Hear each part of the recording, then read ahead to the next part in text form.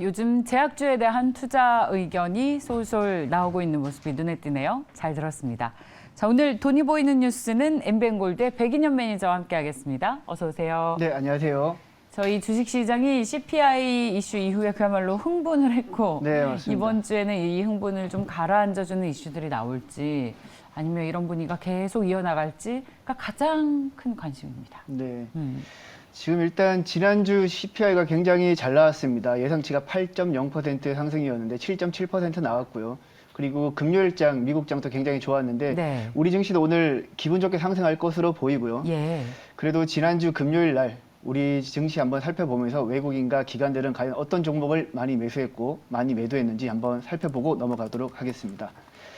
우선 지난주 금요일은 외국인과 기관이 쌍끌이 매수가 이제 코스피, 코스닥 양시장에서 모두 들어왔고요. 반대로 개인 같은 경우는 거래소에서 1조 6천억 가량 순매도했고 코스닥 시장에서는 5,300억 가량 순매도했습니다.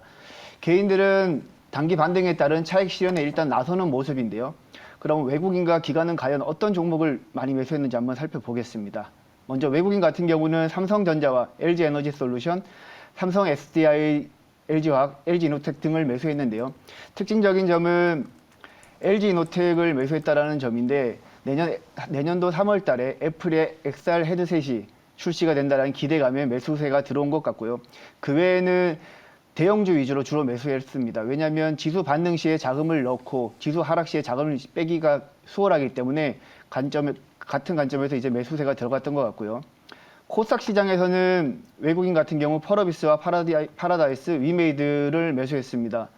펄어비스는 딱히 순매수 포인트는 없는데 내년도 붉은 사막 출시 기대감에 매수를 했던 것 같고요. 그리고 파라다이스랑 위메이드 같은 경우는 제가 지난주 금요일에 한번 소개를 해드렸던 종목인데 외국인 카지노는 실적이 괜찮았고요. 그리고 위메이드도 이번 주에 위믹스 코인이 상장 폐지 여부가 결정되는데 그럼에도 불구하고 매수했다라는 점 한번 참고하시면 될 것 같고요.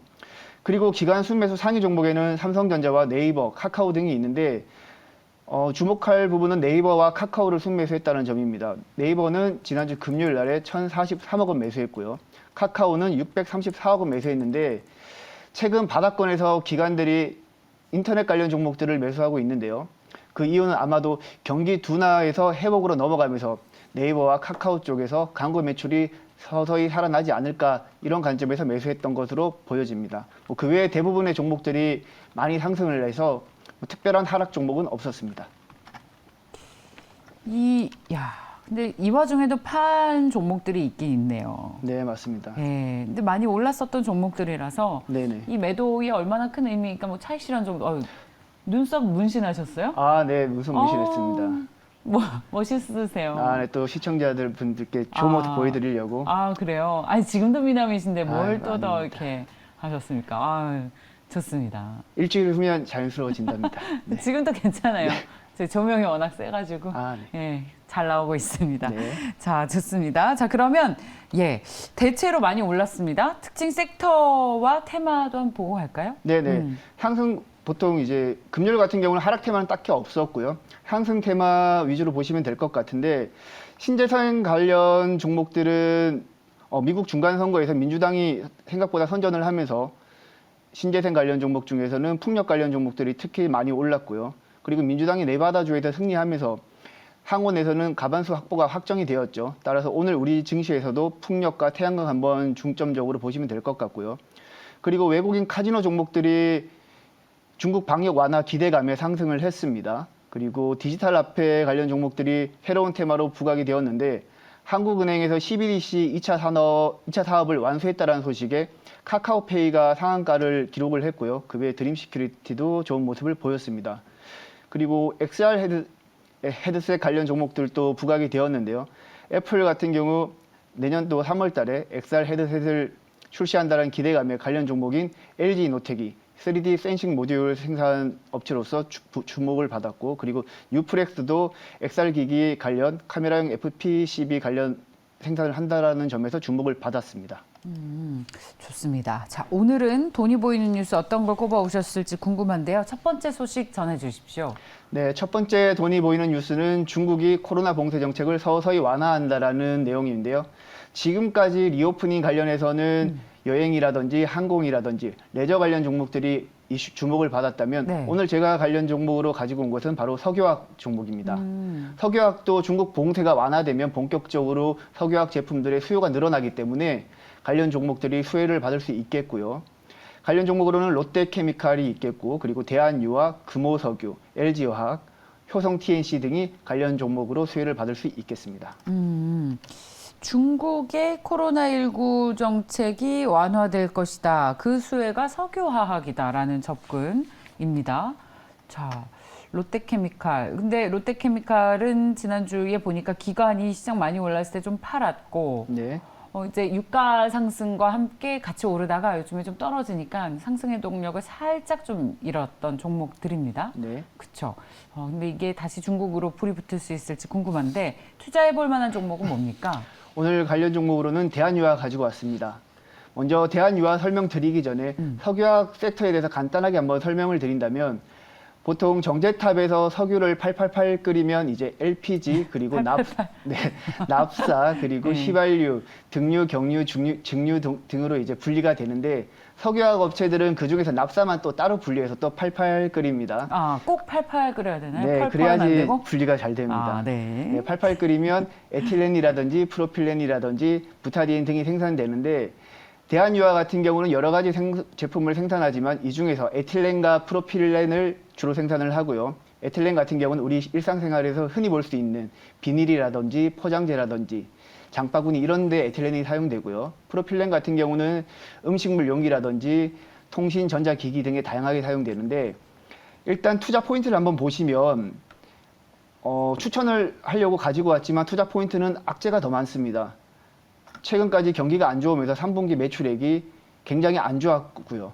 업황도 이제 굉장히 안 좋습니다. 그럼에도 갖고 온 이유는 최근 중국 봉쇄 완화 관련해서 이슈가 되는 것도 있지만 9월 중순 이후에 기관들이 372억 원을 순매수했습니다.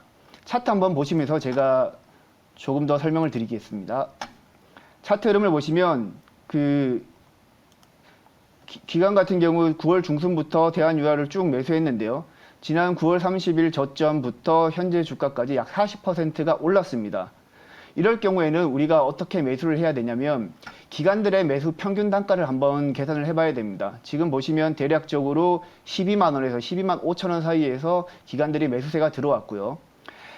따라서 지금부터 적극적으로 공략을 하면 기관들이 차익 실현할 때 그 물량을 고스란히 받을 수 있기 때문에 지금은 1차 소량만 매수하십시오.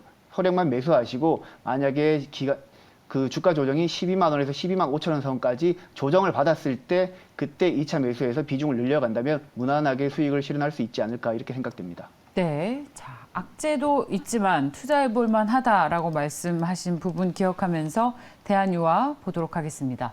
자, 다음 돈이 보이는 뉴스로 이어갈까요? 네, 두 번째 돈이 보이는 뉴스는 바로 중국 신장에서 생산된 태양광 부품들이 미국 세관에서 억류되었다는 얘기인데요. 자연스럽게 국내 태양광 업체들의 수혜가 예상되고요. 그리고 미국 상원에서 이번에 민주당의 승리가 확정되면서 국내 관련 종목인 태양광과 풍력 모두 수혜를 받을 수 있을 것 같습니다. 관련 종목으로는 태양광 폴리실리콘을 생산하는 OCI가 수혜를 받을 수 있겠고 그리고 태양광 셀 모듈을 생산하는 하나솔루션과 현대에너지솔루션, S에너지도 수혜를 받을 수 있겠습니다. 그리고 SDN과 신성 ENG도 수혜를 받을 수 있겠습니다. 돈이 보이는 뉴스 내용을요, 네네. 백인현 매니저님 좀 더 자세하게 소개를 설명해 주시면 더 좋을 것 같아요. 지금 너무 짧아요. 아, 너무 짧습니까? 네. 네, 한 줄 요약이라서 네. 저희 일반 투자자들이 이해하기에 좀 버거운 감이 아무래도 중국 쪽 있습니다. 예. 전 세계 이제 글로벌 태양광 밸류체인이 중국에 집중되어 있습니다. 예를 예. 들어서 폴리실리콘이라든지 셀이라든지 모듈이라든지 중국 쪽 생산 비중이 글로벌 점유율 1위이기 때문에 중국에서 생산된 제품이 미국으로 수출이 안 된다. 그러면 당연하게 국내 폴리실리콘, 셀, 모듈 관련 종목들이 수혜를 받을 수 있기 때문에 관련 종목을 가지고 왔습니다. 태양광 네. 폴리실리콘 분야에서 중국이 싸고 싼 제품으로 전 세계에 많이 수출을 했는데 이게 막히면 상대적으로 우리나라 걸 갖다 쓴다라는 논리인데 네네. 신장 위구르에서 생산된 태양광 제품 통관이 보류됐다. 미국에서. 네. 계속해서 이런 움직임들이 있었는데 이제 이게 왜 갑자기 이런 보류가 된 일단 거죠? 신장 위구르 쪽에서는 인권 문제 때문에 예, 미국에서 늘 있었던 이슈잖아요. 인권 문제 때문에 계속 미국에서 압박을 했었는데 관련해서 계속해서 인권 문제가 해결되지 않는다면 신장 위구르에서 생산된 제품을 미국에서 수입하지 않겠다 이런 식으로 이제 논리가 진행되는 부분이기 때문에 향후에도 이런 흐름은 지속될 것으로 보입니다. 네. 투자해 볼 만한 종목은 뭡니까? OCI 가지고 왔습니다. OCI 같은 경우는 국내에서 유일하게 태양광 폴리실리콘을 생산하는 업체인데요. 특히 신장 위구르에서 생산되는 그 태양광 폴리실리콘이 중국 내에서도 가장 가격이 저렴합니다. 왜냐하면 인건 문제가 부각된 만큼 인건비가 싸고요. 그리고 전기료도 저렴하기 때문에 가장 많이 이제 신장 위구르 지역의 폴리실리콘 가격이 가장 많이 저렴한데 이 부분이 막혔습니다. 따라서 우리 국내 OCI가 수혜를 받을 수 있겠고요. 폴리실리콘 가격 같은 경우는 생산 단가에서 전기료가 가장 큰 비중을 차지하는데 전기료 같은 부분이 러시아 전쟁 이슈 이후에 에너지 가격이 급등하면서 전기료가 올랐다면 최근에는 전기료가 유럽뿐만 아니라 전반적으로 하락하는 추세이기 때문에 생산 단가도 떨어졌습니다. 실적도 3분기 실적 한번 살펴보면 매출액이 1조 2,825억 원 나오면서 전년 동기 대비 44% 늘었고요. 영업이익도 2,891억 원 나오면서 전년 동기 대비 48% 늘었습니다. 그 이후로는 이제 방금 말씀드렸던 전기료가 낮아진 부분도 있겠고요. 그리고 OCI 같은 경우는 2분기까지 폴리실리콘 생산 캐파가 약 3만 톤이었습니다. 그런데 3분기부터 3만 5천 톤으로 늘어났습니다. 같은 맥락에서 4분기에도 이 같은 추세적으로 실적 상승이 이어질 것으로 보이고요. OCI 같은 경우는 특히 시가총액이 약 2조 4천억 정도밖에 안 되거든요. 근데 3분기 수준의 영업이익이 내년도에도 계속 나와준다면 내년도 영업이익은 1조 원을 훌쩍 뛰어넘게 됩니다. 그러면 OCI는 지금 현재는 태양광 관련 종목 중에서 주목을 받지 못하고 있지만 향후에는 실적이 증명을 해준다면 OCI는 태양광 관련 종목들의 중에서도 수혜를 받을 가능성이 매우 높기 때문에 관련 종목 계속해서 유심히 보시면 될 것 같고요. 그리고 차트 흐름 보면서 좀 더 보충 설명을 해드리겠습니다. OCI 같은 경우는 다른 차트를 보시면 다른 태양광 관련 종목들이랑 다르게 하나솔루션이나 현대에너지솔루션 등 태양광 관련 종목들과 다르게 주가가 생각보다 부진합니다. 왜냐하면 폴리실리콘 가격의 주가 실적이 워낙 연동이 크다 보니까 부진은 하지만 최근 폴리실리콘 가격이 킬로그램당 약 33달러가 넘어갑니다.